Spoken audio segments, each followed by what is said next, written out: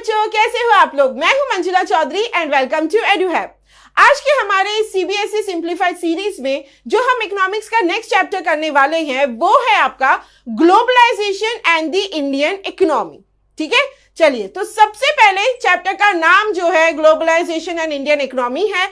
इसमें हम जो चीज पढ़ने वाले हैं वो है कि ग्लोबलाइजेशन होता क्या है, कैसे ग्लोबलाइजेशन जो है इतना रैपिडली इंक्रीज कर गया और उसका इंपैक्ट जो है इंडियन इकोनॉमी में किस तरह से पड़ा है। ठीक है, आपको जैसे मैंने पहले भी बताया था, इकोनॉमिक्स में जब आप कोई चीज पढ़ रहे होते हो तो बेसिकली आप बात कर रहे होते हो पैसे से रिलेटेड। ठीक है, तो यहां पर भी हम यही चीज देखेंगे कि ग्लोबलाइजेशन तो आ गया, ठीक है, कैसे आया वो भी हमने देख लिया और हम इसको इस तरह से जोड़ेंगे कि उसके असर इंडिया पे कैसा दिख रहा है। ठीक है, इंडिया पे मतलब इंडिया की इकोनॉमी में कैसा दिख रहा है, पैसे से रिलेटेड कितना ऊपर नीचे चीजें हुई है। ठीक है, चलिए शुरू करते हैं आज का हमारा ये चैप्टर। अब सबसे पहली चीज जो आपको स्क्रीन पे दिख रही है वो है ये डिफरेंट इमेजेस। ठीक है, पहला इमेज जो दिख रहा है वो आपको बता रहा है कि बहुत सारे इलेक्ट्रॉनिक के आइटम्स हमारे पास होते हैं विद डिफरेंट ब्रांड्स, बराबर।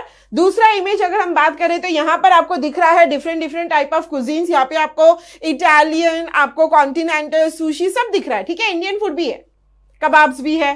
देन उसके बाद अगर हम नीचे के इमेज को देखेंगे तो यहाँ पे आपको डिफरेंट टाइप ऑफ कार्स दिख रही है, ऑटोमोबाइल्स। ठीक है, यहाँ पे भी ब्रांड्स अलग अलग हैं। एंड यहाँ पे हमने एक इमेज डाल रखी है जिसमें हमने दिखाया है कि प्रियंका चोपड़ा जो है वो अपने लंदन के घर में क्या कर रही है, होली खेल रही है।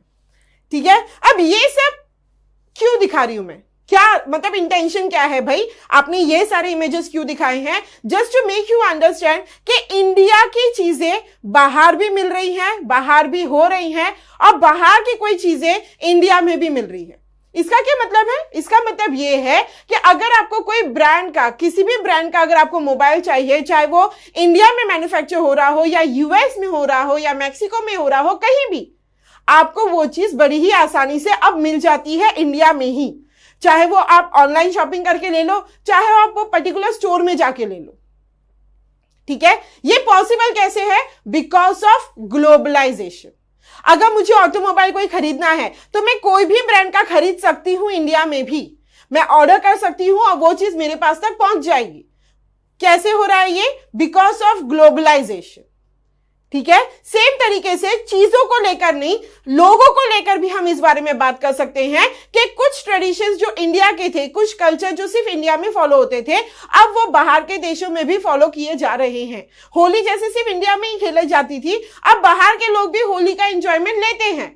जैसे दिवाली में क्रैकर्स जलाए जाते थे, पटाखे फोड़े जाते थे, अब वो बाहर की कंट्रीज में भी किए जा रहे हैं as a symbol of joy and enjoyment. ठीक है, तो ये सारी चीजें कैसी हो रही है? Because of globalisation. तो मतलब बेसिकली ग्लोबलाइजेशन का मतलब क्या है? आप पूरी दुनिया को एक ही मार्केट में कंसीडर कर रहे हो, एक जगह पे ले आए हो। अब ऐसा नहीं हो रहा है कि कोई चीज अगर इंडिया में मिल रही है तो वो यूएस में नहीं मिल रही होगी, या कोई चीज अगर मैक्सिको की है तो वो इंडिया में अवेलेबल नहीं होगी। अब ये चीज जो है, इसकी पॉसिबिलिटी जो है वो धीरे धीरे कम होती जा रही है। धीरे धीरे मार्केट जो है वो एक जगह पे आ रहा है, आप ऐसा बोल सकते हो।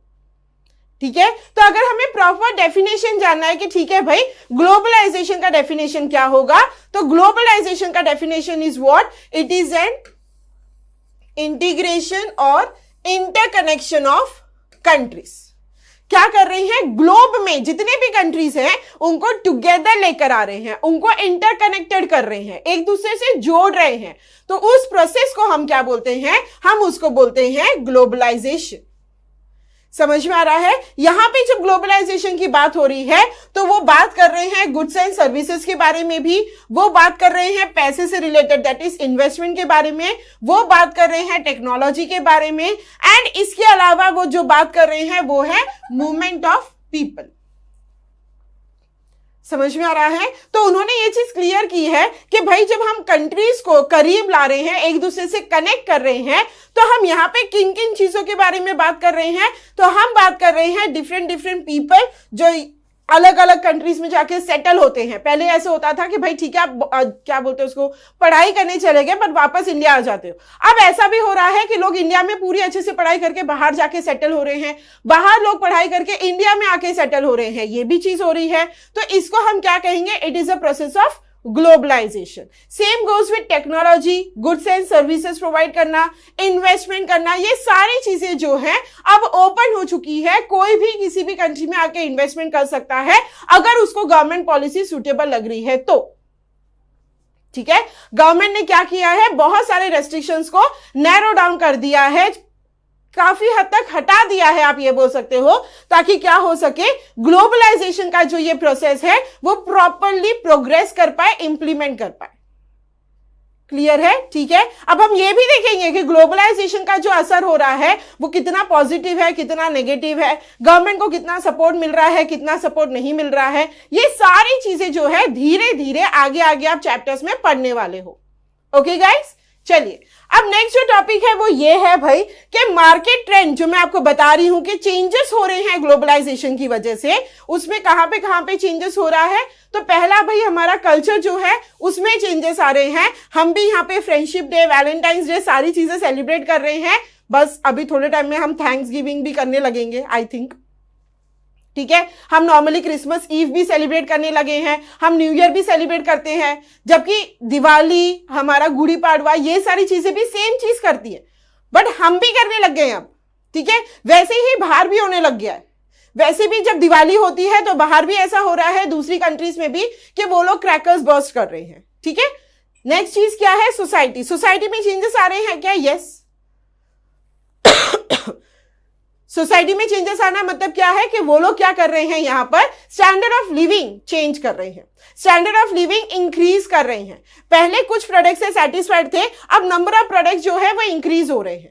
राइट, उसी तरह से दूसरी चीज क्या है, पॉलिटिक्स। यस, हम बोल सकते हैं ये भी चीज, क्योंकि हमने खुद ही देखा है कि हमारे जो प्राइम मिनिस्टर है मोदी जी है, वो कितनी कितनी कंट्रीज में जाते हैं, कितने प्रेसिडेंट से मिलते हैं, कितनी सारी पॉलिसीज डिस्कस करते हैं, किस तरह से फ्रेंडशिप बिल्डअप करते हैं ताकि बुरे वक्त में हमारे काम आ सके, और हम भी उनके।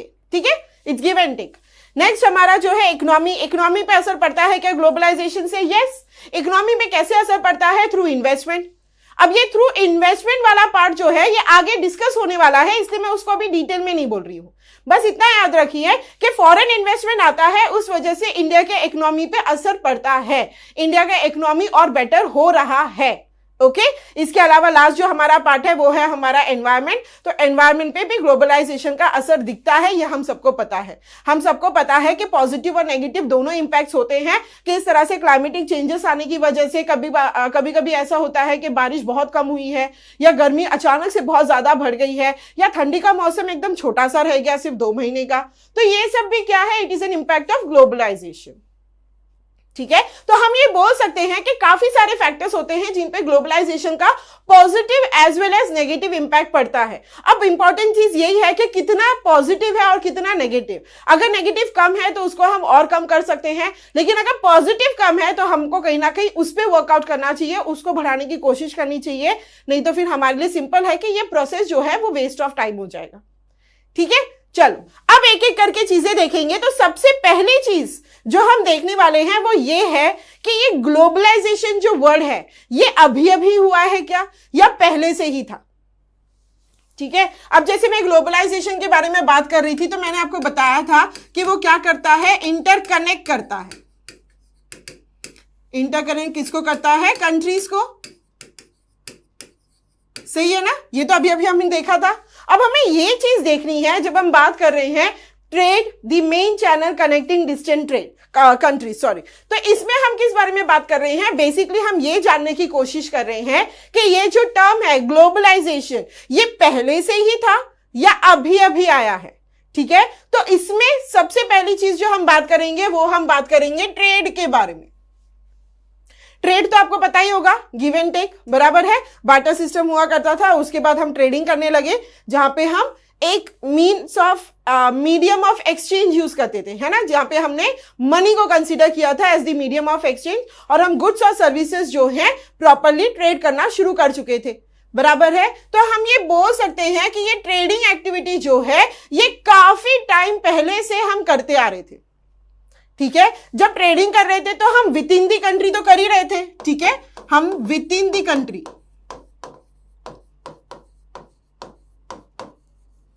विद इन दी कंट्री तो कर ही रहे थे। फिर बाद में हमने क्या कर लिया, हमने इंपोर्ट एंड एक्सपोर्ट करना भी शुरू कर दिया था।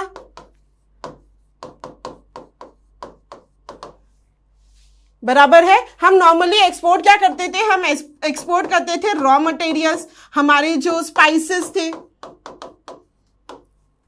हम इंपोर्ट क्या करते थे, हम इंपोर्ट करते थे फिनिश्ड गुड्स। क्लियर है। तो मतलब ये जो ट्रेडिंग एक्टिविटी है, जहां पे हम इंपोर्ट एंड एक्सपोर्ट कर रहे थे, जहां पे हम दूसरी कंट्री से सामान खरीद रहे बेच रहे थे, ये प्रोसेस हम बहुत पहले करना शुरू कर चुके थे। तो मैम इसको ट्रेड क्यों और वो ग्लोबलाइजेशन क्यों? क्योंकि ग्लोबलाइजेशन जो है वो ब्रॉडर कंसेप्ट है, ट्रेड उसका एक हिस्सा है। ठीक है। तो ट्रेडिंग एक्टिविटी जो है वो बहुत पहले से शुरू हो चुकी थी, हम कंट्रीज के साथ कनेक्ट करना शुरू कर चुके थे। बट जब वो कनेक्शन लार्जर स्केल पे होने लगा, जब वो कनेक्शन इस तरह से होने लगा कि अब तो कोई लिमिट ही नहीं है भाई, कहीं पे भी कोई भी चीज चाहिए तो आप मंगा सकते हो, तो वो ब्रॉडर एस्पेक्ट के बारे में जब बात करेंगे तो हम बात करेंगे ग्लोबलाइजेशन के ऊपर, जहां पे हम टेक्नोलॉजी के बारे में भी बात करेंगे। यहां पे सिर्फ क्या हो रहा है, यहां पे आपका जो है कंसीडर हो रहा है गुड्स एंड सर्विसेज। ठीक है। हम यहां पे सिर्फ क्या कर रहे हैं, गुड्स एंड सर्विसेज को ही कंसीडर कर रहे हैं जब हम बात कर रहे हैं ट्रेड के बारे में। तो ग्लोबलाइजेशन में क्या हो रहा है, वहां पे गुड्स भी है, वहां पे सर्विसेज भी है, वहां पे टेक्नोलॉजी भी है, वहां पे आपका ह्यूमन जो है मूवमेंट भी है। तो वहां पे क्या हो रहा है, ट्रेड के अलावा, गुड्स एंड सर्विसेज के अलावा और भी चीजें हैं जो यहां से वहां ट्रांसफर की जा रही है, यूटिलाइज की जा रही है। तो वो ब्रॉडर एस्पेक्ट को आप क्या कहते हो, ग्लोबलाइजेशन बोलते हो। ठीक है। तो हम ये नहीं कह सकते कि ग्लोबलाइजेशन अभी अभी हुआ है। ग्लोबलाइजेशन का एक पार्ट ट्रेडिंग एक्टिविटी वो बहुत पहले से हो रहा था, और धीरे धीरे वही ट्रेडिंग एक्टिविटी बढ़ती चली गई, उसके अंदर और भी चीजें एडअप होते चले गए, और उस ब्रॉडर एस्पेक्ट को हम क्या कहने लग गए, हम वर्ड यूज करने लगे ग्लोबलाइजेशन। ठीक है। तो ट्रेडिंग एक्टिविटी छोटा सा part, globalisation is a broader concept. ठीक है। ट्रेडिंग एक्टिविटी में सिर्फ क्या आ रहा है, गुड्स एंड सर्विसेज। ग्लोबलाइजेशन में क्या आ रहा है, उसके साथ साथ टेक्नोलॉजी आ रही है, ह्यूमन का मूवमेंट आ रहा है, हमारा जो ऑटोमोबाइल्स है वो सारी चीजें आ रही है। ठीक है। चलिए आगे बढ़ते हैं। अब नेक्स्ट जो पार्ट आ रहा है वो है हमारा एमएनसी, जिसका फुल फॉर्म होता है मल्टीनेशनल कंपनी। मैम अभी तो हम ग्लोबलाइजेशन के बारे में पढ़ रहे थे, अब ये एमएनसी बीच में क्या कर रहा है? एमएनसी यहां पे क्यों आया है? क्योंकि एमएनसी ही मेन कारण है ग्लोबलाइजेशन इस वर्ड के आने का। ठीक है। जैसे मैंने आपको बताया, जब ट्रेडिंग एक्टिविटी थी, जब गुड्स एंड सर्विसेज का ट्रांसपोर्टेशन था दूसरी कंट्री से हमारी कंट्री में और हमारी कंट्री से दूसरी कंट्री में, तब हम उसको सिर्फ ट्रेड कहते थे। अब जब हम ग्लोबलाइजेशन कहने लगे हैं, मतलब क्या है, एक लार्जर स्केल पे ट्रांजैक्शंस होने शुरू हो गए। पहले जरूरत के हिसाब से चीजें होती थी, अब जरूरत के हिसाब से नहीं हो रही है, अब सप्लाई हो रहा है, उस हिसाब से डिमांड जनरेट हो रही है।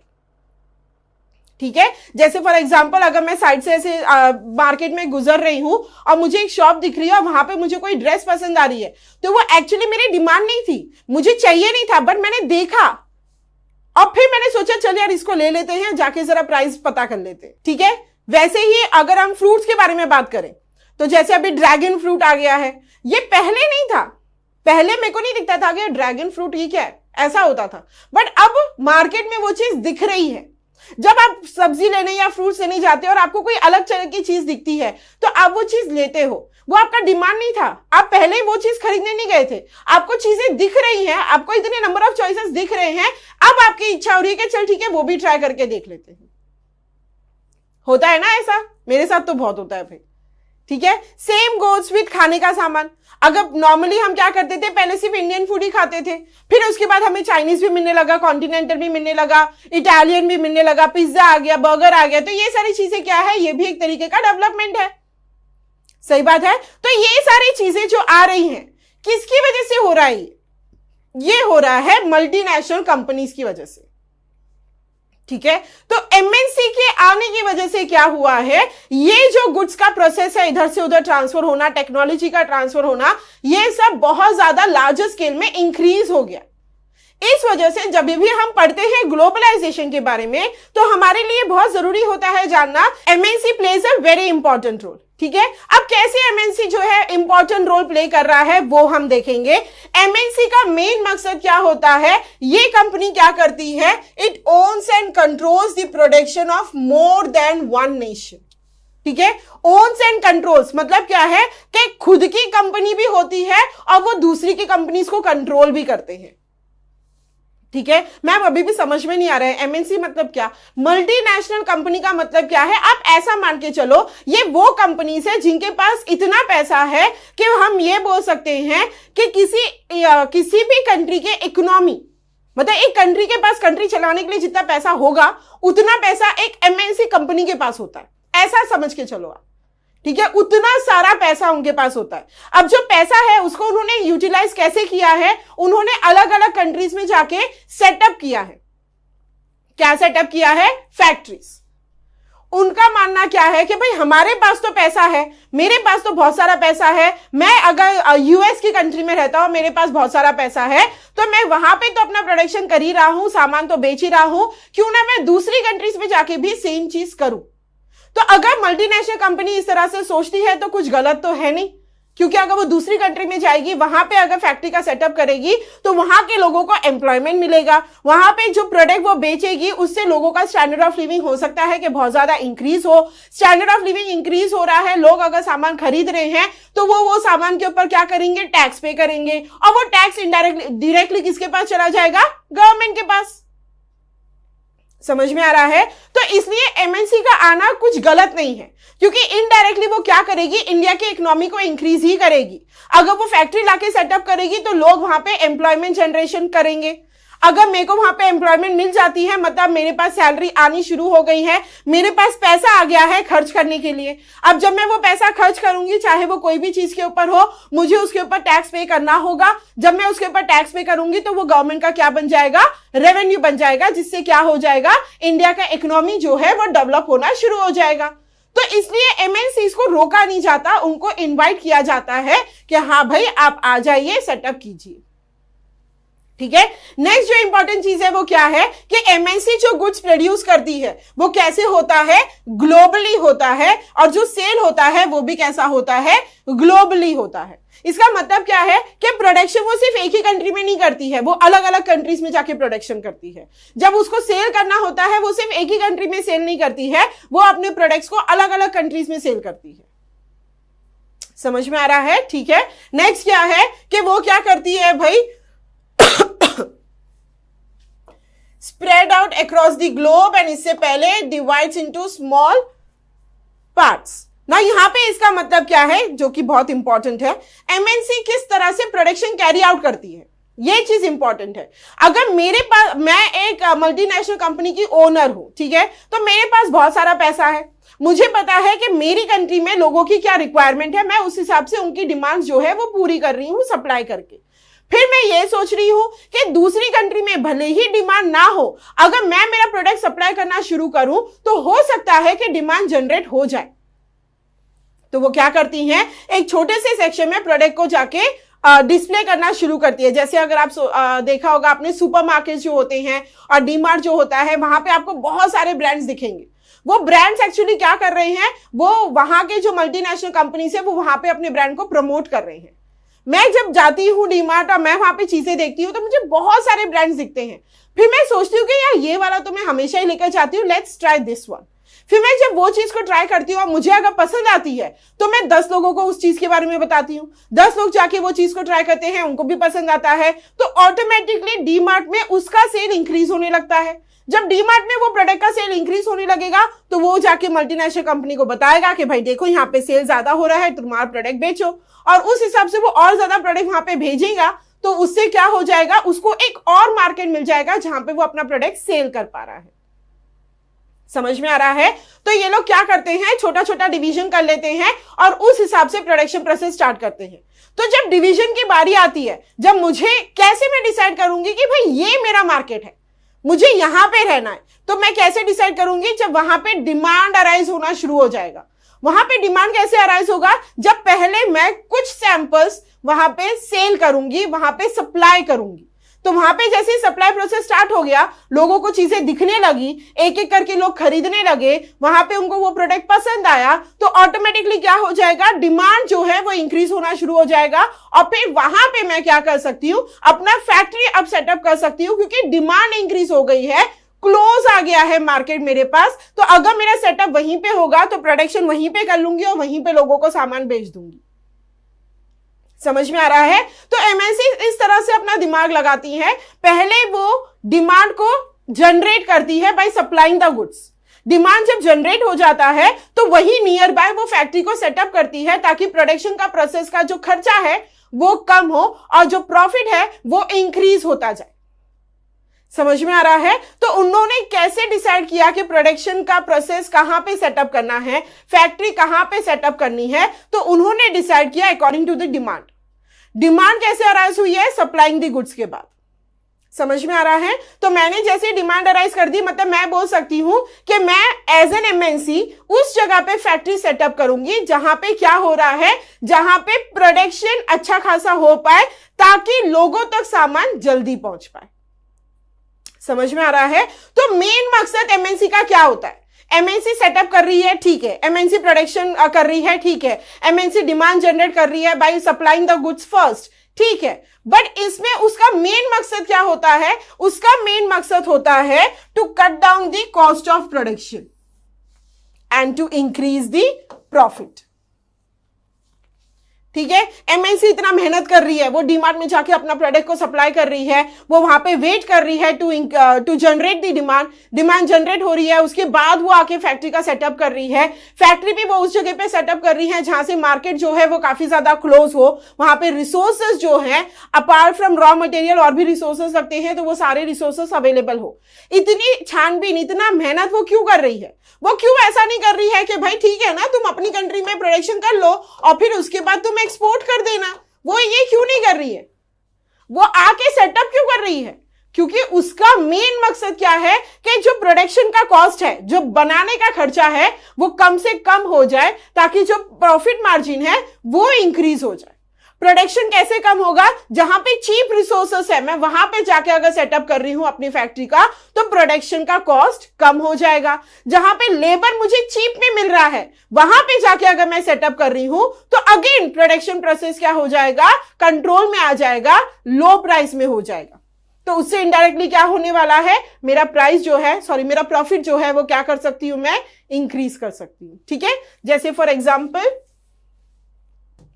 सोचिए आप कोई चीज अगर मैं 10 में प्रोड्यूस कर रही हूं, ठीक है, तो मैं उसको ज्यादा से ज्यादा कितने में बेचूंगी? 11, 12, 15। 10 से नीचे जा सकती हूं क्या? नहीं, क्योंकि उतना तो मेरा खर्चा ही हो रहा है। समझ में आ रहा है? तो मेरा मेन मकसद क्या है? ये 10 को नीचे लेके आना। अगर सोचिए ये 10 अगर मैं 6 पे ले आई तो मेरा प्रॉफिट मार्जिन क्या हो जाएगा? इंक्रीज हो जाएगा। मेरे को अमाउंट इंक्रीज करने की जरूरत ही नहीं है, मैंने अपना प्राइस वही रखा है 11 और मैं 10 से 6 पे आ गई। तो पहले जो मुझे 1 रुपए का प्रॉफिट हो रहा था, अब मुझे कितने रुपए का प्रॉफिट हो रहा है? 5 रुपए का।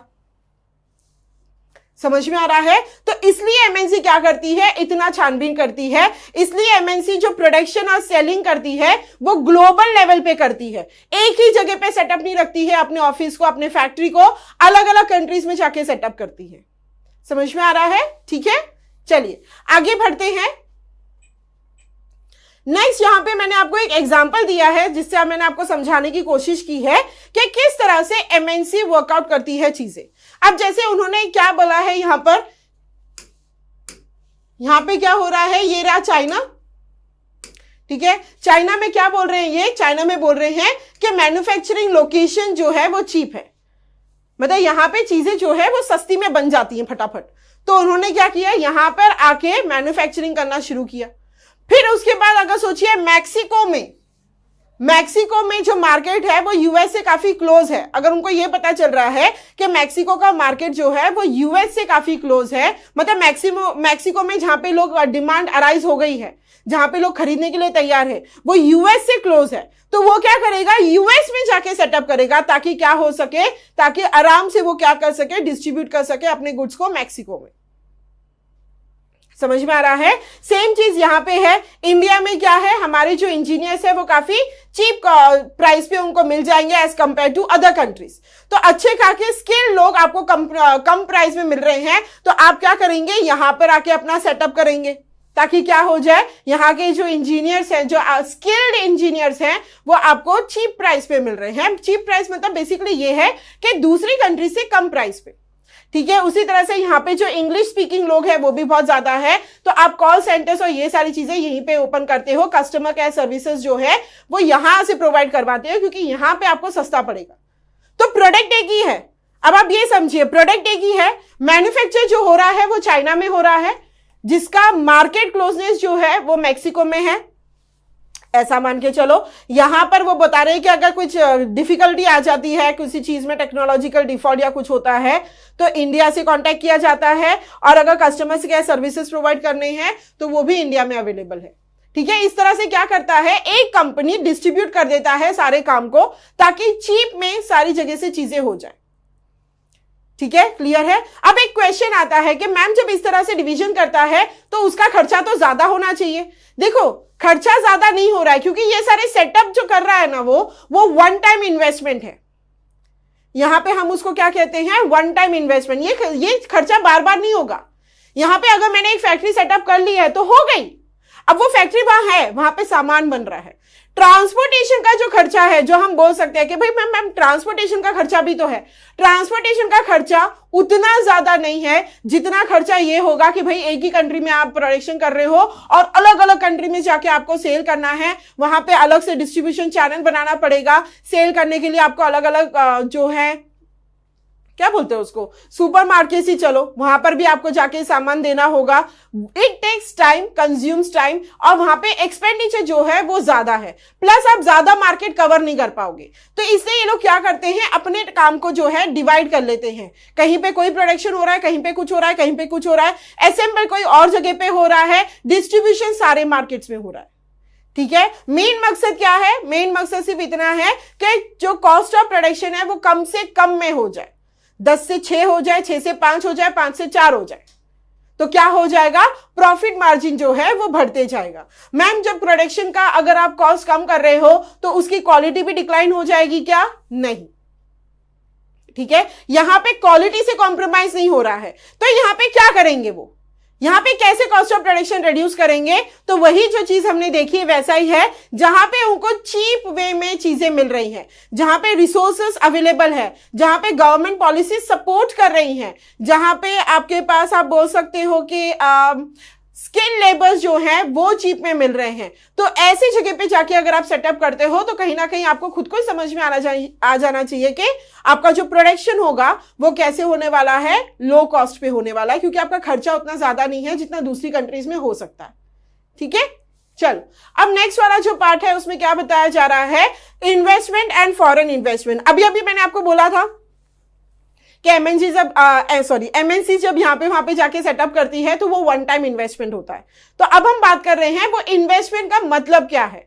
इन्वेस्टमेंट का मतलब ये होता है ऐसी जगह पे आप खर्चा कर रहे हो जहां से आपको बाद में प्रॉफिट होने वाला है, ठीक है। अब जैसे आपके मॉम डैड हैं, वो आपकी पढ़ाई पे खर्चा कर रहे हैं, तो हम उसको एक्सपेंस नहीं कहेंगे, हम उसको इन्वेस्टमेंट कहेंगे। क्यों? क्योंकि उनको ये उम्मीद है कि आगे चल के अच्छे से पढ़ लिख कर आप अपने पैरों पे खड़े होंगे, खुद जॉब करेंगे, खुद अपना ख्याल रखेंगे, अपनी सैलरी कमाएंगे और कहीं ना कहीं माँ बाप का भी ख्याल रखेंगे।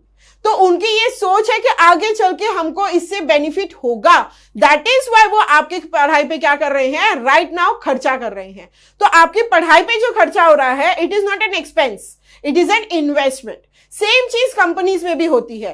कंपनी अगर किसी जगह पे इन्वेस्टमेंट कर रही है, इसका मतलब ये है कि कंपनी ये सोच रही है कि आगे चल के इन पैसों से उसको फायदा होगा। आगे अभी जो इसने यहाँ पे पैसा डाला है, इससे उसको आगे चल के फायदा होगा। तो ऐसे इन्वेस्टमेंट को, ऐसे एक्सपेंस को हम क्या कहते हैं, इन्वेस्टमेंट, ठीक है। तो इन्वेस्टमेंट मतलब क्या है, जिसमें आपको इंटेंशन है टू अर्न प्रॉफिट, तो उसको आप क्या कहते हो, आप इन्वेस्टमेंट कहते हो, ठीक है। अब इन्वेस्टमेंट जो है वो कई तरीके से हो सकता है। आप वहां पे नॉर्मली क्या करते हो, उसको हम एक साथ अगर एक ही टर्म में बोलना चाहें तो उसको हम कहेंगे परचेज ऑफ एसेट। चाहे वो इन्वेस्टमेंट हो, लैंड खरीदा हो आपने, बिल्डिंग खरीदी हो, कोई नया मशीन खरीदा हो। मशीन कैसे इन्वेस्टमेंट हो गया मैम? क्योंकि आप जो अच्छी मशीन खरीद के लाए हो उससे प्रोडक्शन प्रोसेस इंक्रीज हो जाएगा, ज्यादा गुड्स और अच्छी क्वालिटी के गुड्स बनने शुरू हो जाएंगे, तो उतनी ज्यादा सेल होगी, उतना ज्यादा प्रॉफिट होगा। ठीक है, इक्विपमेंट्स अगर आप नहीं लाए हो तो सेम चीज। तो that is what is investment, जहां पे यू हैव एन इंटेंशन कि आगे चल के आपको इससे बेनिफिट होने वाला है। ठीक है, नेक्स्ट आपका आता है फॉरेन इन्वेस्टमेंट। तो सेम चीज है भाई कि इन्वेस्टमेंट अगर फॉरेन कंपनीज करती है तो उसको हम क्या कहते हैं, फॉरेन इन्वेस्टमेंट बोलते हैं। फॉर एग्जांपल एमएनसी, ये तो कॉमन सा चीज है। इन्वेस्टमेंट समझ में आ गया। तो फॉरेन इन्वेस्टमेंट बेसिकली क्या है, जब फॉरेन कंपनीज आके इन्वेस्ट करती है तो उसको हम फॉरेन इन्वेस्टमेंट बोलते हैं। क्लियर है? ठीक है, चलिए आगे बढ़ते हैं। नेक्स्ट हमारा आ रहा है why local companies did not object.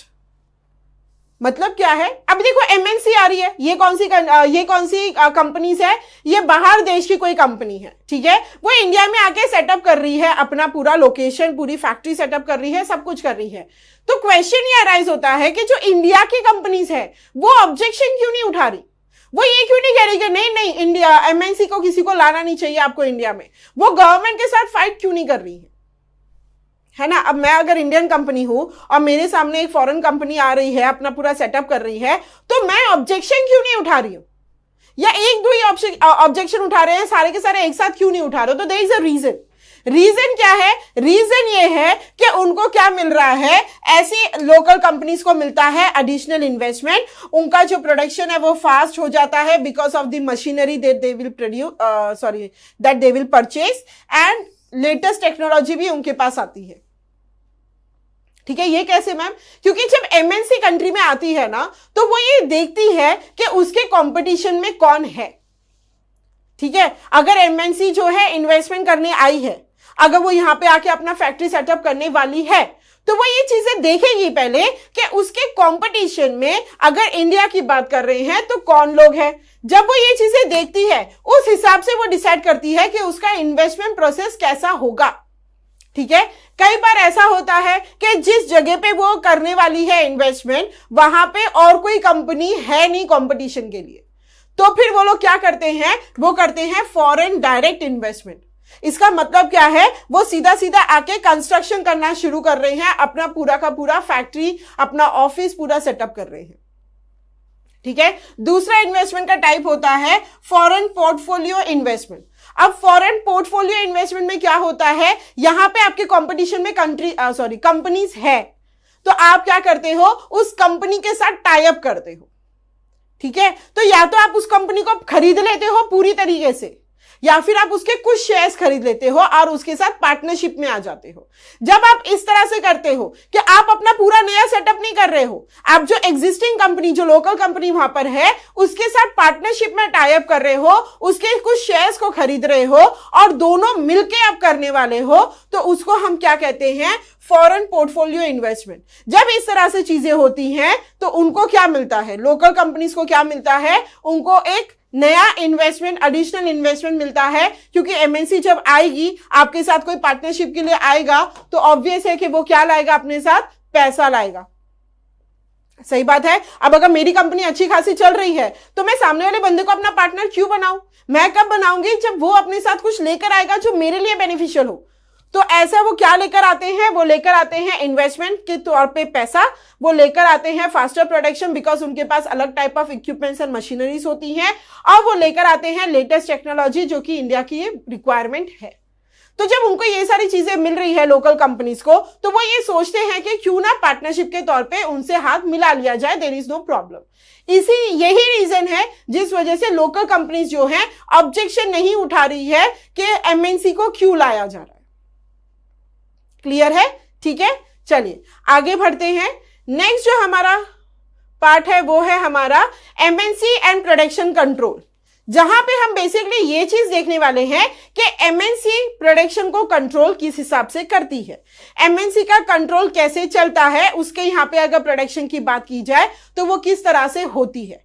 ठीक है, अब देखिए यहां पे क्या क्या चीजें इंपॉर्टेंट है। सबसे पहले एमएनसी अगर है तो हम क्या सोचते हैं कि वो पार्टनरशिप के तौर पे लोकल कंपनी के साथ हाथ मिलाएगी, है ना। फिर उसके बाद वो क्या करेगी, वो एक ऑर्डर प्लेस करेगी विद स्मॉल प्रोड्यूसर्स, मतलब अगर सोचो उसको जूते बनाने हैं, ठीक है, तो वो स्मॉल प्रोड्यूसर्स जो लोकल कंपनीज होती हैं उनके पास जाएगी और उनको ऑर्डर देगी। ठीक है। ऑर्डर देना मतलब क्या, ये काम करो, ऐसा ऑर्डर नहीं, मतलब उनको एक पूरा ऑर्डर मिलेगा कि भाई आपको 3000 शूज बनाकर मुझको देने हैं, या 30,000 देने हैं, या 3 लाख देने हैं, it depends on the brand. ठीक है। तो यहां पे एमएनसी की रिक्वायरमेंट क्या है, से फॉर एग्जांपल उनकी रिक्वायरमेंट है 30,000 शूज। ठीक है। तो एमएनसी क्या कर रही है, लोकल कंपनी के पास जा रही है और उनको प्रोडक्शन के लिए ऑर्डर दे रही है, उनको बता रही है कि भाई आपकी तरफ से मुझे 30,000 शूज जो है वो बनाकर चाहिए। ठीक है। अब यहां पर क्या होगा, वो जो स्मॉल प्रोड्यूसर्स है वो क्या करेंगे, वो कंप्लीट करेंगे अपना ऑर्डर। जैसे ही उनके पास से ऑर्डर कंप्लीट हो जाएगा तो फिर क्या होगा, एमएनसी फिर उसके बाद क्या करेगी, उसको बेचेगी, लेकिन वहां पे वो अपना नाम डालकर बेचेगी। समझ में आ रहा है। अब सोचो एमएनसी जो है वो यूएस की कंपनी है, यूएस में प्रोडक्शन की रिक्वायरमेंट है। ठीक है। तो यूएस में उनको पता चल गया कि भाई मेरे को 30,000 शूज की रिक्वायरमेंट है, तो उन्होंने क्या किया, लोकल कंपनीज को ढूंढना शुरू किया। आप सोचिए कि लोकल कंपनीज एक इंडिया में मिल गई, एक उनको चाइना में मिल गया फॉर एग्जाम्पल। ठीक है। तो उन्होंने क्या किया है, इंडिया और चाइना में प्रोडक्शन जो है वो डिवाइड कर दिया, भाई 15 तुम दे दो, 15 तुम दे दो। वहां पे लोकल कंपनीज क्या कर रही है, अपना मैन्युफैक्चर कर रही है, उनको उसका पैसा मिल रहा है। सही बात है। मैन्युफैक्चर करके वो क्या कर रही है, वो भेज रही है हमारे यूएस में, यूएस वाले क्या कर रहे हैं, फिर उसमें अपना ब्रांड लगाकर सामान को बेच रहे हैं। समझ में आ रहा है। तो क्योंकि उन्होंने लोकल कंपनी से काम करवाया है, वो भी उस कंपनीज के पास से जहां पे उनको चीप में करके मिल रहा था, तो उनका कॉस्ट ऑफ प्रोडक्शन लेस हो गया, लो हो गया, एंड उन्होंने क्या किया है, प्रॉफिट मार्जिन मेंटेन करते हुए सामान को बेचा है। क्लियर है, समझ में आ रहा है। सो यहां पे हम इस तरह से बोल सकते हैं कि ये लोग क्या करते हैं, ये लोग करते हैं price, quality, delivery and labour condition पे क्या कंट्रोल। प्राइस पे उनका कंट्रोल है। कैसे, क्योंकि यहां पे लोकल कंपनी जब उसको बनाकर दे देती है तो वो उस हिसाब से डिसाइड करती है कि सेलिंग प्राइस क्या होना चाहिए। उनका कंट्रोल है क्वालिटी के ऊपर, क्योंकि क्लियर सी बात है, लोकल कंपनीज बना रही है वो बात ठीक है, लेकिन उनका ये क्लियर इंटेंशन होता है कि क्वालिटी से कॉम्प्रोमाइज नहीं होना चाहिए। ये है वो टाइप ऑफ शूज और उसकी क्वालिटी जो हमको चाहिए। चेकिंग होगी, अगर क्वालिटी में वो डिस्क्वालीफाई होता है तो पूरा का पूरा जो आपका माल है वो रिजेक्ट कर दिया जाएगा। तो उस हिसाब से लोकल कंपनीज एक्चुअली मेहनत करती हैं क्वालिटी के ऊपर, क्योंकि अगर माल उनका रिजेक्ट हो गया तो लोकल कंपनी को कोई पैसा मिलेगा नहीं। एमएनसी का तो क्या जा रहा है, कुछ भी नहीं जा रहा। समझ में आ रहा है। वो सीधा सीधा क्या बोलेंगे कि भाई आपका प्रोडक्शन जो है वो एज पर क्वालिटी नहीं है, ये आपका माल जो है वो रिजेक्ट हो गया। सिंपल सी बात है। तो यहाँ पे रिजेक्शन अगर होता है तो लोकल कंपनी को पूरा का पूरा बर्डन आएगा, उनको जो है ज्यादा से ज्यादा लॉसेस होंगे, तो इस वजह से वो क्वालिटी का खास ध्यान रखती है। ठीक है। इसके अलावा अगर बोलते हैं डिलीवरी एंड लेबर कंडीशंस के बारे में, तो यहां पर भी क्या है, डिलीवरी कब होनी है ये भी एमएनसी ही डिसाइड करती है। अगर आपने उस टाइम तक डिलीवरी प्रोसेस कंप्लीट नहीं किया तो हो सकता है आगे वो आपका प्रोडक्ट ही ना ले, या हो सकता है आगे चल के वो आपको और ज्यादा प्रोडक्शन के लिए ऑर्डर्स ना दे। अगर उनकी तरफ से ऑर्डर नहीं आएगा तो आपका नुकसान होना शुरू हो जाएगा, क्योंकि हो सकता है कि आप डिपेंड हो उन पे, है ना, कि भाई मेरे साथ मैं एक एमएनसी के साथ टाई अप है मेरा, वो मुझे जिस तरह से ऑर्डर देते हैं उस हिसाब से मैं पूरा प्रोडक्शन करता हूं, मेरे को उनसे अच्छा खासा पैसा टाइम टू टाइम मिलते जा रहा है, तो मेरी अच्छी कट रही है। अगर मैंने डिलीवरी करने में लेट कर दिया तो हो सकता है कि वो नेक्स्ट टाइम मुझे ना देकर कहीं और दे दे, तो मुझे ये चीज का खास ख्याल रखना पड़ता है। तो यहाँ पे एमएनसी का जो वर्क है वो काफी कम हो गया है, उसके ऊपर ज्यादा लोड नहीं है। उसने लोड किस पे डाल दिया है, स्मॉल प्रोड्यूसर्स के ऊपर। उनके ऊपर लोड क्यों है, क्योंकि अगर उनका माल रिजेक्ट हो गया तो उनको पैसे नहीं मिलेंगे। एमएनसी को सिर्फ क्या करना है, टाइम से अपना प्रोडक्ट आ जाए, क्वालिटी अगर बेस्ट है तो टाइम टू टाइम डिलीवर कर दे वो पूरा का पूरा पेमेंट करने के लिए एमएनसी को कोई प्रॉब्लम नहीं है, क्योंकि उसके पास तो इतना पैसा है जितना हो सकता है कि एक कंट्री को चलाने के लिए एक गवर्नमेंट के पास हो। ठीक है। तो पैसे की कोई मारामारी नहीं है यहां पर, तो तुम बस मुझे प्रोडक्ट ला कर दो, मैं तुमको पैसा दूंगा। क्लियर है। ठीक है। चल आगे बढ़ते हैं। नेक्स्ट जो हमारा पार्ट आ रहा है वो है हमारा foreign trade and integration of market. अब जब यहाँ पे बात हो रही है फॉरेन ट्रेड के बारे में, जब ट्रेड के बारे में बात होती है तो गुड्स एंड सर्विसेज के बारे में बात होती है, तो यहां पर भी उन लोग कहीं ना कहीं उसी के बारे में बात कर रहे हैं। ठीक है। देखो क्या बोला जा रहा है कि फॉरेन ट्रेड क्या करता है, हेल्प करता है कंट्रीज को साथ में आने के लिए। दैट इज ट्रू, वो हमने पहले भी देख लिया था। फॉरेन ट्रेड की वजह से क्या होता है, इंपोर्ट एंड एक्सपोर्ट करने की अपॉर्चुनिटी इंक्रीज हो जाती है। दैट इज करेक्ट, वो हमने पहले ही देख लिया है। फिर उसके बाद क्या बोल रहा है कि ये हेल्प करता है प्रोड्यूसर्स को to reach out of domestic market. मतलब क्या है कि ये प्रोड्यूसर्स को हेल्प करता है कि भाई तेरा जो शू है वो सिर्फ इंडिया में ही नहीं, अब तो यूएस में भी बेच सकता है, तो चाइना में भी बेच सकता है। ठीक है, ये ज्यादातर अगर आपकी बुक के एग्जाम्पल के हिसाब से चले तो वहां पे आपको चाइना का टॉयज का एग्जाम्पल दिया हुआ है कि आपने जब फॉरेन ट्रेड करना शुरू कर दिया तो मतलब आपने क्या कर दिया है, आपने अपना जो मार्केट है वो ओपन कर दिया है for other countries to come and sell their product. तो यहां पर क्या हो रहा है, यहां पे आपके लोग भी बाहर जाके अपने प्रोडक्ट को सेल कर सकते हैं और बाहर के टॉयज, बाहर की चीजें भी आपकी कंट्री में आके से डिमांड अराइज कर सकती है और सप्लाई शुरू करवा सकती है। ठीक है, तो यहां पे ये चीज ऑलरेडी प्री डिसाइडेड होती है कि भाई अगर फॉरेन ट्रेड की तुम बात कर रहे हो मतलब तुम रेडी हो बाहर की कंट्रीज के टॉयज, बाहर की कंट्री के गुड्स, बाहर की कंट्री के सर्विसेज को अपनी कंट्री में लाने के लिए। तो जब हम इस तरह से रेडी हो जाते हैं तो हमारा क्लियर होता है कि हमें डोमेस्टिक मार्केट के अलावा फॉरेन मार्केट भी मिल जाएगा कैप्चर करने के लिए। तो आप ये बोल सकते हैं कि फॉरेन ट्रेड की वजह से क्या होता है, कंपटीशन जो है वो मार्केट में इंक्रीज हो जाता है because the number of choices has increased. अब जैसे मैं मार्केट में गई हूं तो मेरे पास 4 अगर ब्रांड है तो मेरे पास चॉइस है 4 में से कोई एक चूज करना। अगर 2 होते तो 2 में चॉइस होता, अगर एक ही होता तो कोई चॉइस ही नहीं होता। ठीक है, तो फॉरेन ट्रेड क्या करता है, नंबर ऑफ चॉइसेस जो होते हैं मार्केट में वो इंक्रीज कर देता है। ठीक है, the choice of goods have been increased. तो ठीक है, चॉइस ऑफ गुड्स इंक्रीज हो जाते हैं तो उसके बाद क्या है, उसके बाद यहां पर क्या हो रहा है, the price becomes equal. Price becomes equal का मतलब क्या है, भाई अगर मेरा और उसका प्रोडक्ट सेम है, अगर सोप की मैं बात करूं तो 2 सोप है और वो दोनों का प्रोडक्ट अगर क्वालिटी वाइज देखा जाए तो सेम है, तो क्या करना पड़ेगा, मुझे मेरा प्राइस उसके प्राइस तक लाना पड़ेगा। अगर उसका प्राइस 10 रुपए है और मेरा 15 है तो हो सकता है कि लोग मेरा 15 रुपीस वाला प्रोडक्ट ना ले, तो मुझे भी हो सकता है 10 या 11 तक आना पड़े। समझ में आ रहा है? तो ये होता है नॉर्मली मार्केट के अंदर भी। कई बार ऐसा होता है कि चाइना की जो चीजें होती है वो काफी सस्ती होती है, इंडियन प्रोडक्ट जो होता है वो कंपैरेटिवली महंगा होता है। तो हम लोग कई बार क्या करते थे कि चाइना के प्रोडक्ट्स को खरीदना शुरू कर देते थे। टॉयज में भी जब हम देखते थे तो चाइना के जो टॉयज है वो काफी सस्ते मिलते थे और हमें ऐसा लगता था कि यार बच्चे के लिए तो खरीदना है, 2 दिन में वो फेंक के बराबर कर देगा, तो इतना महंगा क्यों खरीदे। तो हम इंडियन कंपनीज के टॉयज को छोड़ के foreign company that is China के टॉयज को खरीदना शुरू कर रहे थे। जब भी दिवाली आती थी तो उसमें भी जो दिए विए जलते थे वो भी हम चाइना से ही ज्यादातर जो है चीजें वो खरीद रहे थे। अब फिर इंडिया में ऐसा हो गया कि भाई चाइना को बॉयकॉट करना है, उनकी चीजें नहीं लेनी है, तो कहीं ना कहीं हमने क्या कर दिया है, लोकल को वोकल कर दिया है ना। वो आ रहा था ना, एक स्लोगन आ रहा था, लोकल कंपनीज बी वोकल, ऐसा कुछ था ना, जहां पे बेसिकली क्या था कि वो एक्सपेक्ट कर रहे थे कि लोकल कंपनीज का आप फायदा करवाओ, अपने लोगों की चीजें खरीदो। वो ऐसा क्यों कह रहे थे, उन्होंने ये क्यों नहीं किया कि आप निकलो यहां से, है ना।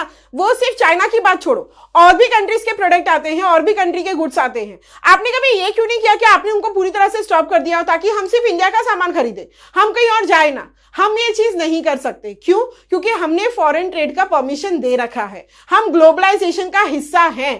तो हम ये नहीं कह सकते हैं सामने वाली कंट्री को कि तुम मत आओ। तो हम सिर्फ क्या कर सकते हैं, हम अपनी कंट्री के लोगों को बोल सकते हैं कि लोकल कंपनीज को बढ़ावा दो, उनके प्रोडक्ट को ज्यादा खरीदो।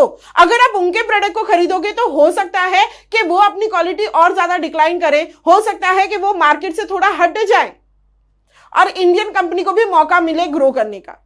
बट यहां पे वो लोग डायरेक्टली उनको मना नहीं कर सकते हैं क्योंकि हम सब ग्लोबलाइजेशन का हिस्सा है। तो इसलिए हम क्या कर सकते हैं, हम अपने लोगों को मोटिवेट करते हैं कि भाई तुम हमारा सामान खरीदो, बाहर के सामान को थोड़ा कम खरीदो। जब कोई दिवाली, होली फेस्टिवल कुछ आता है तो लोकल लोगों का सामान खरीदो ताकि उनकी भी दिवाली अच्छी बन पाए। ठीक है, बहुत सारे ऐड हमने इसके ऊपर देखे हैं। तो वो एड्स क्यों बन रहे हैं, क्योंकि हम भी हिस्सा है ग्लोबलाइजेशन का, हम इन चीजों से पीछे नहीं हट सकते। अगर हम हट जाएंगे तो क्या हो जाएगा मैम, अगर हमने फॉरेन इन्वेस्टमेंट बंद करवा दिया, अगर हमने फॉरेन ट्रेड बंद करवा दिया, हम ग्लोबलाइजेशन का हिस्सा ना बने, हम हमारी इंडिया पे ही पूरी तरह से फोकस करें, तो क्या होगा, तो ये होगा कि हम बहुत ज्यादा पीछे चले जाएंगे डेवलपमेंट प्रोसेस में। तो ये होगा कि टेक्नोलॉजी जो अभी कहीं और पे है हम वहां से इंपोर्ट कर सकते हैं, बट क्योंकि हम इंपोर्ट नहीं कर रहे अब, तो हम क्या करेंगे, हम खुद बनाने की कोशिश करेंगे, which will take a lot of time. तो हमारा जो डेवलपमेंट का प्रोसेस है वो हो सकता है कहीं ना कहीं रुक जाए, हम काफी पीछे चले जाए। इसलिए हम उस पार्ट का हिस्सा हैं, हम उसे नहीं छोड़ सकते। तो हम सिर्फ क्या करते हैं, अपने लोगों को मोटिवेट करते हैं कि तुम लोकल कंपनी से चीजें लो। समझ में आ रहा है? ठीक है, तो ये चीज होती है, ये चीज इंपॉर्टेंट है, ये चीज होगी। फॉरेन ट्रेड होगा, इन्वेस्टमेंट फॉरेन होगा, एमएनसीज आएंगी, ग्लोबलाइजेशन होगा, ये सब कुछ है। बस हम क्या कर सकते हैं, हम किस तरह से लोकल कंपनी को सपोर्ट कर सकते हैं, वो बस हमें देखना है। बाकी इसमें हम कोई चीज नहीं कर सकते, क्योंकि ये एक डेवलपमेंट का पास है, ये एक पूरा ग्लोब एक साथ आ रहा है, पूरी कंट्रीज एक साथ आ रही है। हम उसको अपनी तरह, हम ये नहीं कर सकते कि हम अलग हट जाए, क्योंकि अगर हम अलग हट जाएंगे तो क्या होगा, हमारा डेवलपमेंट का जो गति है वो काफी स्लो डाउन हो जाएगी। ठीक है, चलो नेक्स्ट क्या बोल रहे हैं, उन्होंने बताया है आपको। अब देखिए ये वाला जो पार्ट है ये आपकी बुक में नहीं है, but you have a question. आपके एनसीईआरटी बुक में ये क्वेश्चन है, इसलिए मैंने ये चीज यहां पर डाली है, सो दैट आपको ये चीज का एक प्रॉपर आइडिया हो जाए कि difference between foreign trade and foreign investment.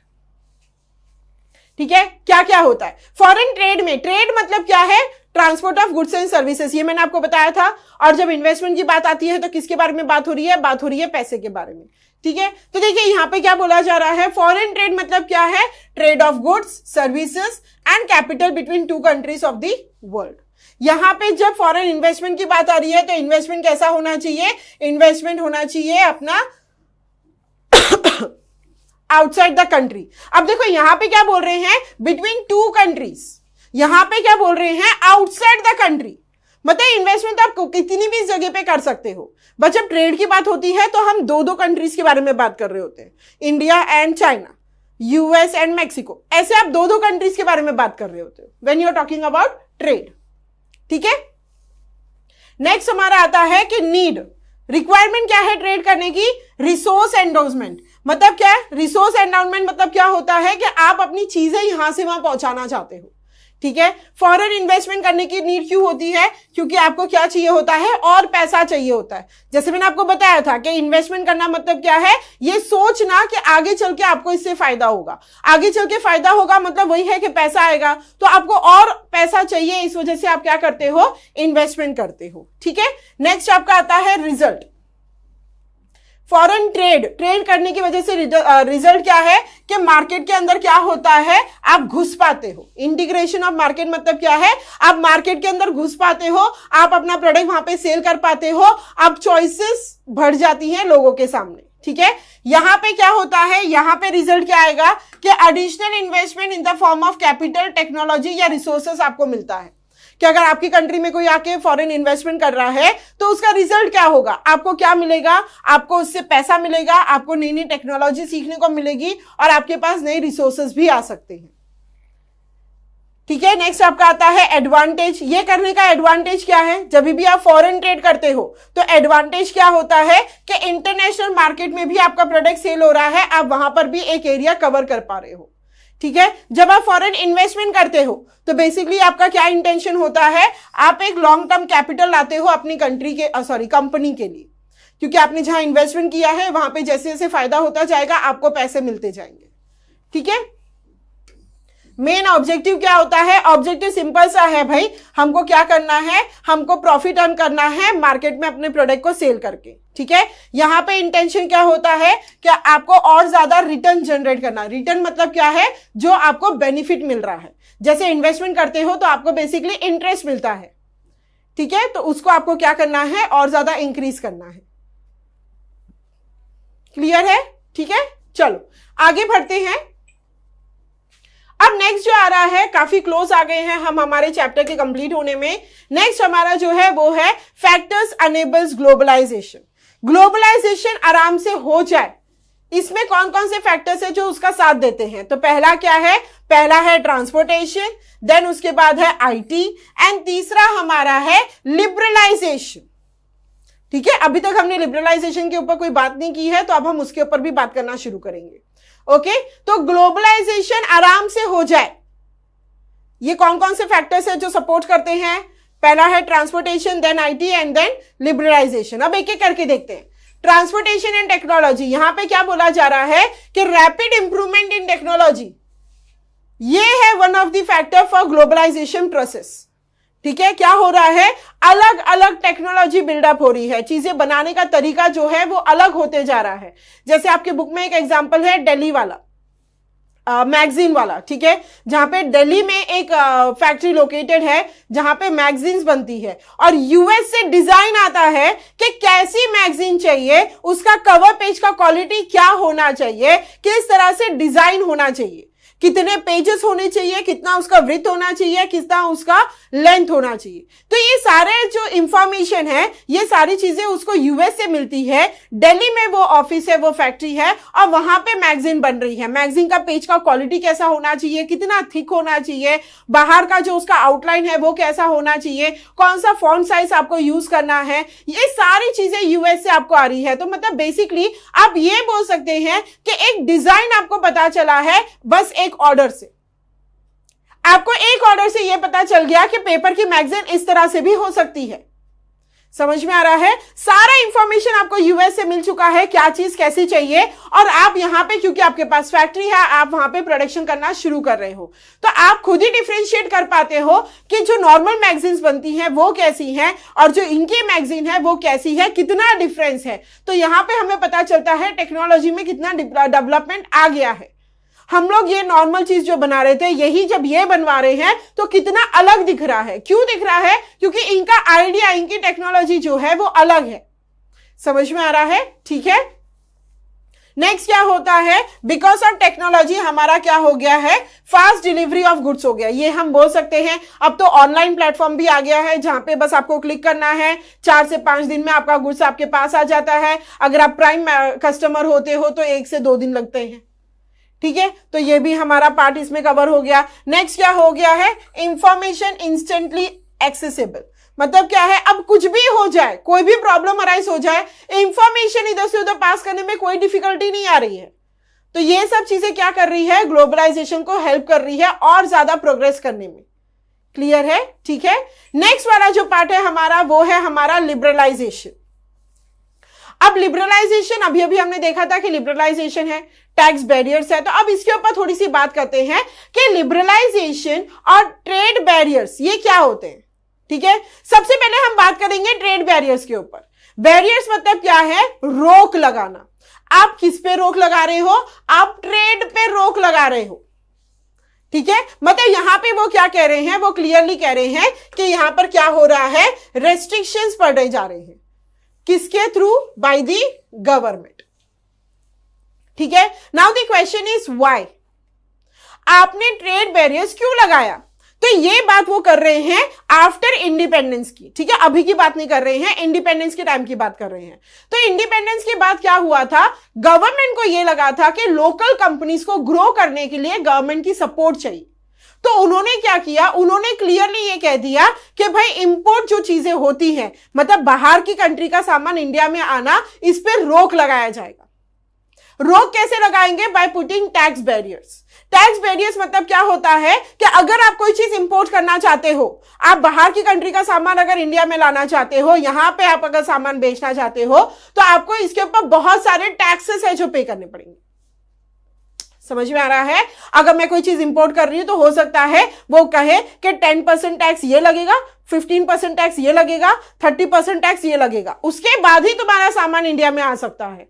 तो फिर मैं सामने वाले को क्या कर रही हूं, इसका मतलब सीधा सीधा मना नहीं कर रही, मैं उसको ये नहीं कह रही कि नहीं आना है, निकलो यहां से। मैं उसको घुमा फिरा कर कह रही हूं कि भाई देखो, तुम यहां आओगे तो तुम्हारा इतना इतना ये लगेगा, इतना टैक्स इसका लगेगा, इतना टैक्स इसका लगेगा, और इसके ऊपर एक पूरा सर्विस टैक्स लगेगा, और फिर उसके बाद तुम आ सकते हो। तो सामने वाला बंदा सीधा सोचेगा, यार इतने टैक्सेस पे करके अगर मैं मार्केट के अंदर घुसूंगा तो हो सकता है कि मुझे मेरा सेलिंग प्राइस इंक्रीज करना पड़े, नहीं तो मैं लॉस में जाऊंगा। तो ऐसे क्या होता है, काफी कम कंट्रीज जो हैं इंडिया में अपना सामान बेचना चाहती हैं, क्योंकि उनको पता है कि यहां पे बहुत सारे टैक्सेस है जो इंपोज किए जाते हैं। ठीक है, अगर मेरा टैक्सेस में ही इतना खर्चा हो जाएगा तो मुझे ऑटोमेटिकली मेरा सेलिंग प्राइस बढ़ाना पड़ेगा, तो मैं जो प्रॉफिट सोच रही हूं वो मेरे को नहीं मिलेगा।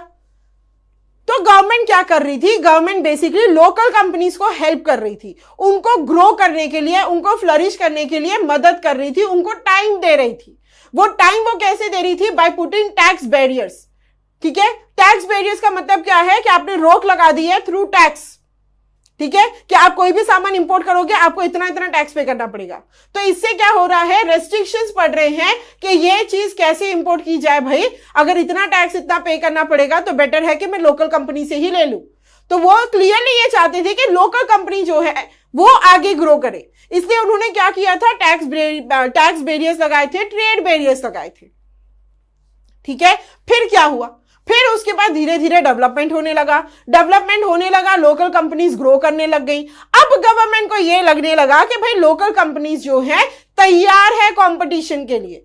तो धीरे धीरे जब ग्लोबलाइजेशन प्रोसेस भी इंक्रीज होने लग गया तो गवर्नमेंट ने क्या किया, टैक्स बैरियर्स को, ट्रेड बैरियर्स को हटाना शुरू कर दिया, ठीक है। उन्होंने जो रेस्ट्रिक्शंस डाले थे, जो रोक डाली थी, उसको थोड़ा कम करने लग गए। जो टैक्सेस उन्होंने इंपोज किए थे ऑन इंपोर्ट ऑफ गुड्स, उनको उन्होंने रिड्यूस करने लग गए। तो वो क्या हो गए, वो इंग्लिश लैंग्वेज में बोले तो लिबरल हो गए। तो इससे हमारा टर्म आया है विच इज लिबरलाइजेशन। लिबरलाइजेशन का मतलब क्या है, रिमूविंग बैरियर्स और restriction setup by the government on trade. मतलब क्या है, ट्रेड बैरियर्स को अगर गवर्नमेंट हटा रही है तो इसका मतलब हम लोग क्या कर रहे हैं, हम कर रहे हैं लिबरलाइजेशन। समझ में आ रहा है। तो ग्लोबलाइजेशन लिबरलाइजेशन का डिफरेंस आपको पता है ना। ग्लोबलाइजेशन में क्या हो रहा है, इंटरकनेक्शन ऑफ कंट्रीज हो रहा है। लिबरलाइजेशन में क्या हो रहा है, ट्रेड बैरियर्स को हटाया जा रहा है बाय द गवर्नमेंट। क्लियर है। ये ट्रेड बैरियर्स क्यों हट रहे हैं, क्योंकि गवर्नमेंट को अब लग रहा है कि लोकल कंपनीज तैयार है अपने ग्लोबल मार्केट में कंपटीशन के लिए। पहले क्यों डाल रखा था, क्योंकि उनको लोकल कंपनीज को सपोर्ट करना था, उनको टाइम देना था ग्रो करने का। क्लियर है, ठीक है। चलिए आगे बढ़ते हैं। नेक्स्ट हमारा आ रहा है व्हाई लिबरलाइजेशन नीडेड। वो जो जैसे मैंने अभी आपको डिस्कस किया वही सेम चीजें हैं यहां पर भी।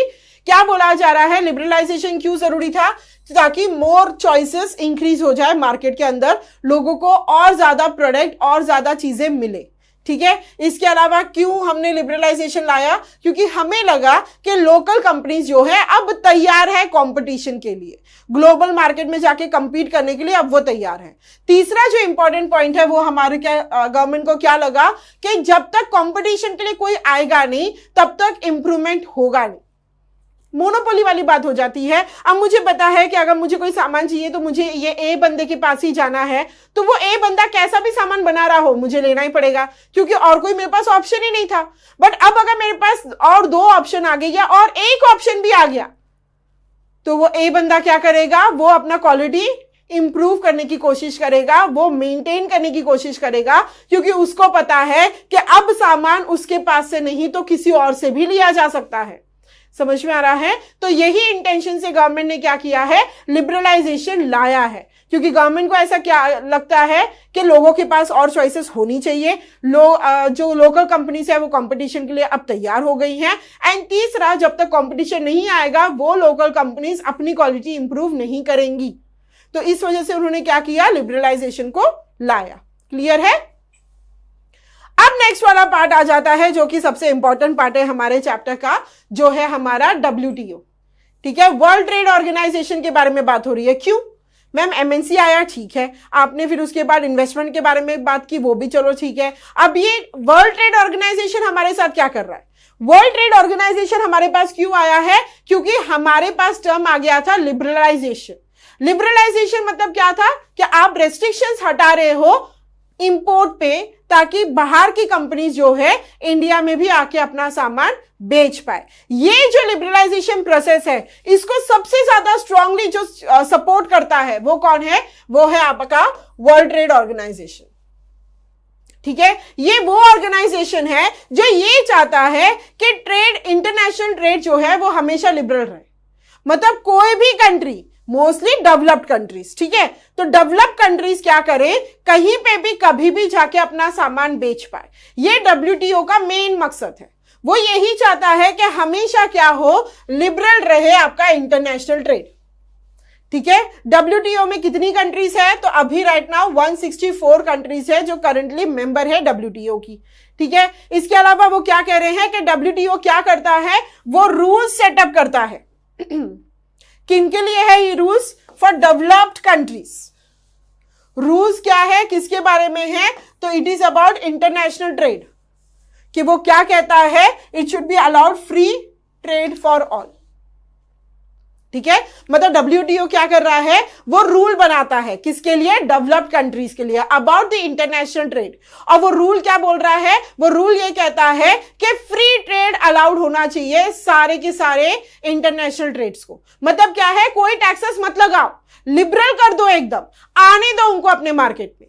ये WTO का मेन एम है। ठीक है, तो वो क्या कहता है, वो फोर्स करता है, किसको फोर्स करता है, डेवलपिंग कंट्रीज को।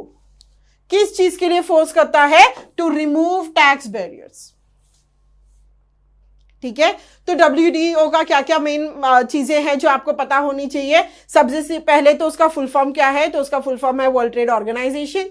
देन उसके बाद उसका मेन मोटिव क्या है, तो उसका मेन मोटिव ये है कि international trade free for all हो जाना चाहिए। वो रूल्स बनाता है डेवलप कंट्रीज के लिए और फोर्स करता है डेवलपिंग कंट्रीज को टू बी लिबरल। उसके अंदर कितने मेंबर्स है, तो 164 कंट्रीज उसके मेंबर्स है फॉर नाउ, जिसमें से एक इंडिया भी है।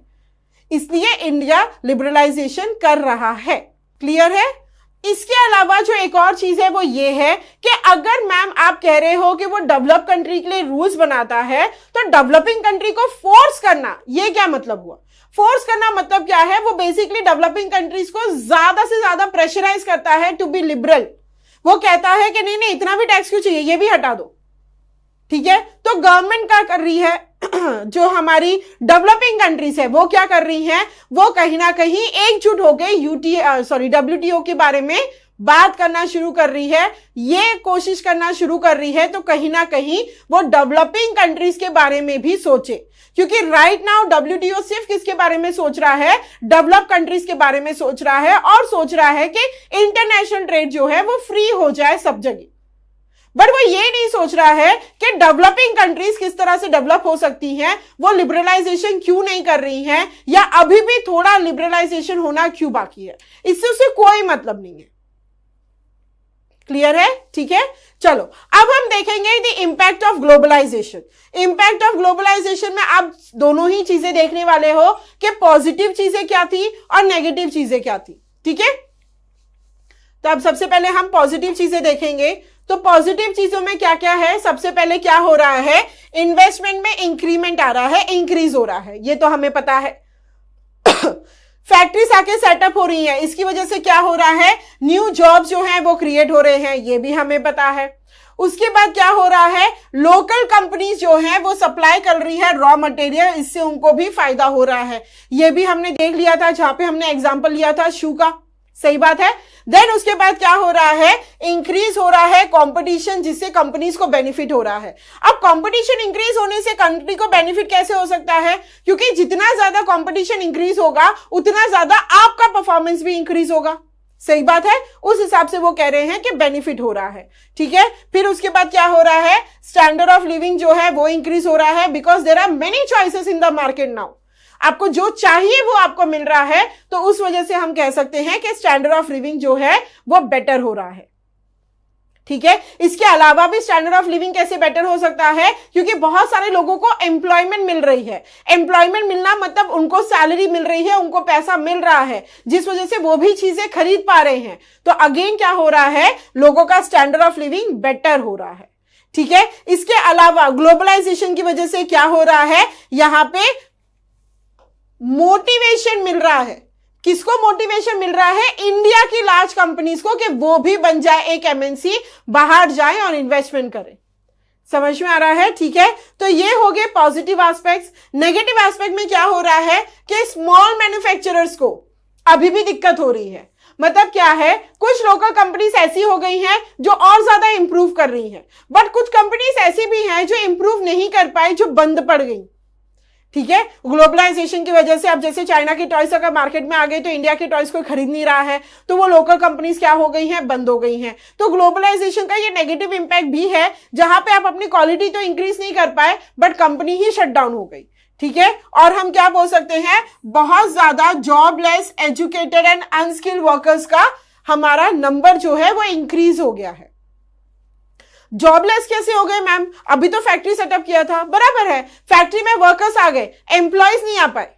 समझ में आ रहे हो? कई बार मैंने जो क्वालिफिकेशन है मेरा, उससे रिलेटेड जॉब ही अवेलेबल नहीं है। ये भी पॉसिबिलिटी हो सकती है आपको, या फिर हो सकता है आपको स्किल्ड इंजीनियर चाहिए, तो अनस्किल्ड वर्कर्स का क्या? उनके पास कोई जॉब अपॉर्चुनिटीज है ही नहीं। आप आके न्यू फैक्ट्री सेटअप नहीं कर रहे हो, आप आके पार्टनरशिप में काम कर रहे हो, तो अगेन यहां पर भी एम्प्लॉयमेंट जनरेशन जो है वो क्रिएट नहीं हो रहा। ठीक है, क्योंकि तरीके अलग अलग हैं, तो हर तरीके का पॉजिटिव नेगेटिव एस्पेक्ट होता है। अगर आप फैक्ट्री बिल्डअप करते तो जॉब अपॉर्चुनिटीज आ जाती, बट अगर आप पार्टनरशिप में काम कर रहे हो तो जॉब अपॉर्चुनिटीज एक्चुअली नहीं आती है। क्लियर है? ठीक है, चलिए आगे बढ़ते हैं। अब हम आगे हैं हमारे चैप्टर के लास्ट पार्ट में, जो है हमारा सबसे पहले फेयर ग्लोबलाइजेशन। फेयर ग्लोबलाइजेशन मतलब क्या? मतलब फेयर का मतलब क्या है कि किसी के साथ भी अनजस्टिस नहीं होना चाहिए।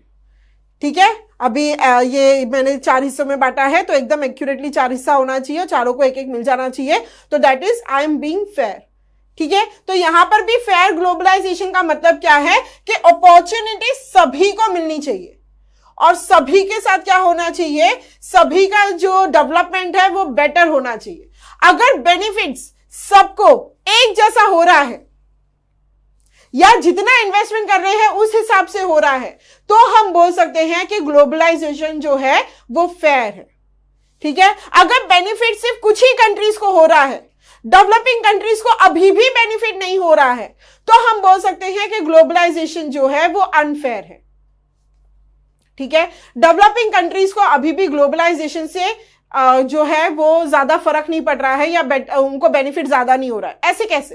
एक एग्जांपल है जो मैं आपको बताती हूं, जहां पे हमने ये देखा है कि हमारा जो मार्केट है, या आप बोलो इंडिया का जो इकोनॉमी है, वो ज्यादातर एग्रीकल्चर पे डिपेंड करता है ना। एग्रीकल्चर का पोर्शन जो है वो बहुत ज्यादा है। फार्मर्स जो है इंडिया में वो बहुत सारे हैं, उनका जो कल्टीवेशन होता है, उनके जो क्रॉप्स का कल्टीवेशन होता है, जो ग्रेन्स वो पैदा करते हैं, उनको सही से दाम भी नहीं मिल पाता। राइट, तो यहां पे अगर मैं बोलूं कि इंडिया में 70% जो है वो इंडियन के फार्मर्स में काउंट हो जाते हैं, रूरल एरियाज में काउंट हो जाते हैं, जो फार्मर्स ही बोल देते हैं। ठीक है, वहीं अगर मैं डेवलप कंट्रीज की बात करूं तो वहां पे जो फार्मर्स का रेशियो है वो काफी कम है।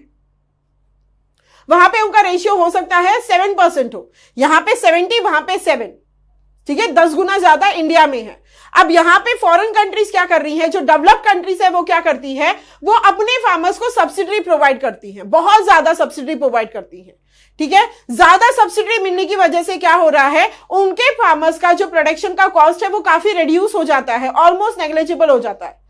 तो उसके फार्मर्स क्या करते हैं, मार्केट में जब प्रोडक्ट को सेल करते हैं तो चीप क्वालिटी में करते हैं।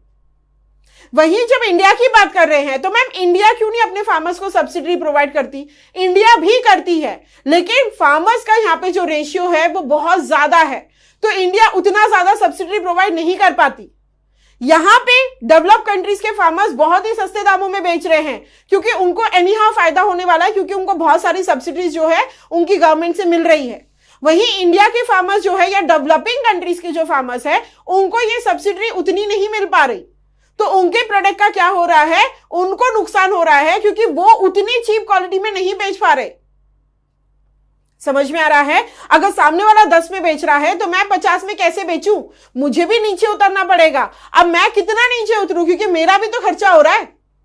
तो यहां पर क्या हो रहा है, लिबरलाइजेशन की वजह से बाहर के लोग मार्केट में आके अपना सामान तो बेच रहे हैं, सस्ते में बेच रहे हैं, क्योंकि उनकी गवर्नमेंट उनको सब्सिडी प्रोवाइड कर रही है, क्योंकि उनका रेशियो कम है। वहीं हमें डेवलप कंट्रीज में, अगर इंडिया की बात करें, तो उनको इस चीज में दिक्कत आ रही है। वो कह रहे हैं WTO का कि भाई डेवलप कंट्रीज को कहो कि सब्सिडी इतना ना प्रोवाइड करें, क्योंकि आपके सब्सिडी प्रोवाइड करने की वजह से लोग सस्ते में सामान बेच रहे हैं और हमारे लोकल फार्मर्स को तकलीफ हो रही है। बट इसी चीज के ऊपर बात करनी है अभी, क्योंकि ये चीज प्रॉपरली कंक्लूजन पे नहीं आ पा रही। तो ये एग्जाम्पल से हमें क्या पता चल रहा है कि ग्लोबलाइजेशन जो हो रहा है वो फेयर नहीं है। किसी कंट्री को अच्छा खासा बेनिफिट हो रहा है तो दूसरी कंट्री अभी भी सफर कर रही है। समझ में आ रहा है? तो इस चीज को निकालने के लिए गवर्नमेंट क्या कर सकती है, गवर्नमेंट कुछ स्टेप्स ले सकती है। अब वो स्टेप्स क्या क्या है? तो सबसे पहला एक स्टेप होगा कि गवर्नमेंट क्या करे, लेबर लॉ को इंफोर्स करे। मतलब क्या है, मतलब ये, जैसे मैंने आपको बोला, कंपटीशन जब इंक्रीज होता है तो क्वालिटी से कॉम्प्रोमाइज नहीं किया जा सकता, है ना। अगर सेम प्रोडक्ट मेरे साथ साथ दो और लोग बेच रहे हैं तो मैं मेरा प्रोडक्ट का क्वालिटी अगर डिक्लाइन करूंगी तो हो सकता है कि मेरे पास ना आकर लोग दूसरों के पास चले जाए। तो मुझे क्या करना पड़ेगा, क्वालिटी मेंटेन करनी पड़ेगी। तो रॉ मटेरियल के ऊपर मैं कोई कॉम्प्रोमाइज नहीं कर सकती, प्रोडक्शन के ऊपर मैं कोई कॉम्प्रोमाइज नहीं कर सकती। तो एक ही जगह बच गई है जहां पे कॉम्प्रोमाइज किया जा सकता है, और वो है लेबर। जो वर्कर्स है उनके साथ कॉम्प्रोमाइज किया जा सकता है। ये कॉम्प्रोमाइज करना मतलब क्या, मतलब ये कि उनको जब मैं सैलरी देती थी अब मैं उनको डेली वेजेस पे ले आई। क्यों कर रही हूं मैं ऐसा, क्योंकि मैं क्वालिटी के साथ समझौता नहीं कर सकती, बट मैं तुम्हारे साथ कर सकती हूं। पर मैं लेबर के साथ कैसे कर सकती हूं, क्योंकि तू जाएगा तो तेरी जगह पे कोई और आ जाएगा। क्यों, क्योंकि हमारे पास ऐसे बहुत सारे लोग हैं जो वर्कर्स हैं, जो लेबरर्स हैं, और जिनके पास जॉब नहीं है। तो पहले मैं तुमको फिक्स सैलरी दे रही थी 10,000, मैं तुमको छुट्टी दे रही थी संडे का, मैं तुमको लीव्स, सिक लीव्स भी दे रही थी, मैं तुम्हें पेड लीव्स भी दे रही थी। अब मैंने तुम्हारी सैलरी को कट डाउन करके डेली वेजेस पे ले आई हूं। मैं तुम्हें कहती हूं कि संडे को भी आना पड़ेगा, मैं तुम्हें कहती हूं 8 नहीं 10 घंटा काम करना पड़ेगा। तुम ऑब्जेक्शन उठाते हो तो मैं बोलती हूं कल से मत आना, तुम्हारी जगह पे मैंने किसी और को रख लिया है। तो यहां पे क्या हो रहा है, लेबर्स के साथ अनजस्टिस हो रहा है, क्योंकि आप क्वालिटी के साथ कॉम्प्रोमाइज नहीं करना चाहते तो आप लेबर के साथ कर रहे हो। तो गवर्नमेंट क्या कर सकती है, गवर्नमेंट यहां पे लेबर प्रोटेक्शन एक्ट ला सकती है, वो फोर्स कर सकती है लेबर लॉ को फॉलो करने के लिए, ठीक है। इसके अलावा गवर्नमेंट क्या कर सकती है, गवर्नमेंट सपोर्ट प्रोवाइड कर सकती है स्मॉल प्रोड्यूसर्स को, ताकि वो क्या कर सके, अपना परफॉर्मेंस इंक्रीज कर पाए और ग्लोबलाइजेशन के टाइम पे टिके रहे। क्योंकि हमने देखा काफी सारे स्मॉल प्रोड्यूसर्स क्या कर रहे थे, अपनी सारी दुकानें बंद करके जा चुके थे, जॉबलेस हो चुके थे, क्योंकि वो कंपटीशन में सस्टेन नहीं कर पा रहे थे। तो यहां पे गवर्नमेंट से क्या एक्सपेक्टेशन है कि भाई आप ऐसा कुछ करें, ऐसा सपोर्ट करें प्रोड्यूसर्स को कि वो रह पाए। अगर वो मार्केट में सेल नहीं कर पा रहे हैं तो आप उनसे चीजें खरीद लो, ताकि वो सस्टेन कर पाए, अभी भी रह पाए, थोड़ा बहुत एम्प्लॉयमेंट एक दूसरे को दे पाए, ठीक है। उसके बाद हम क्या कर सकते हैं, गवर्नमेंट से कह सकते हैं कि भाई आप फेयर रूल्स लेकर आए। किससे बात करें, WTO से बात करें, ठीक है। नेक्स्ट चीज हम क्या बोल सकते हैं कि जो भी डोमिनेशन हो रहा है, मतलब क्या है, जो डेवलप कंट्रीज आके दबा रही हैं उनको जरा लिबरल करने की कोशिश कर सकते हैं कि भाई देखो हमारी भी बात सुनो, डेवलपिंग कंट्रीज को भी डेवलप होने का मौका दो, तुम ही मत आगे बढ़ते जाओ। तो ये सारी चीजें क्या है, ये सारी चीजें हमारी गवर्नमेंट से एक्सपेक्टेड है कि वो करे, ताकि जो इंडिया के लेबर्स है वो एक्सप्लॉइट भी ना हो, और कहीं ना कहीं WTO वाला भी समझे कि भाई तेरे ऑर्गेनाइजेशन में जो बाकी के मेंबर्स है, जो डेवलप कंट्रीज के मेंबर्स हैं, उनको समझाओ कि हमारे साथ अनजस्टिस हो रहा है, ये ना करे। क्लियर है। तो ये है आपका पूरा चैप्टर ग्लोबलाइजेशन, जिसमें हमने देख लिया है कि ग्लोबलाइजेशन क्या होता है, MNC के आने की वजह से वो किस तरह से एकदम से रैपिडली प्रोग्रेस कर गया है, और हमने ये देखा है कि इन्वेस्टमेंट किस किस टाइप के होते हैं, एंड ग्लोबलाइजेशन का इंपैक्ट कैसा है, पॉजिटिव और नेगेटिव दोनों, और फेयर बनाने के लिए गवर्नमेंट क्या कर सकती है। क्लियर है। तो काफी सिंपल सा चैप्टर है, बहुत ही इजी चैप्टर है। एक बार कंसेप्ट आपको समझ में आ गया तो आप अपने ओन वर्ड्स में भी चीजें लिख सकते हो। क्लियर है। अगर कोई भी डाउट है इस चैप्टर से रिलेटेड तो आप मुझे कमेंट सेक्शन में पूछ सकते हैं, मैं जरूर जवाब दूंगी। मिलते हैं नेक्स्ट चैप्टर के लिए, टिल देन बाय बाय।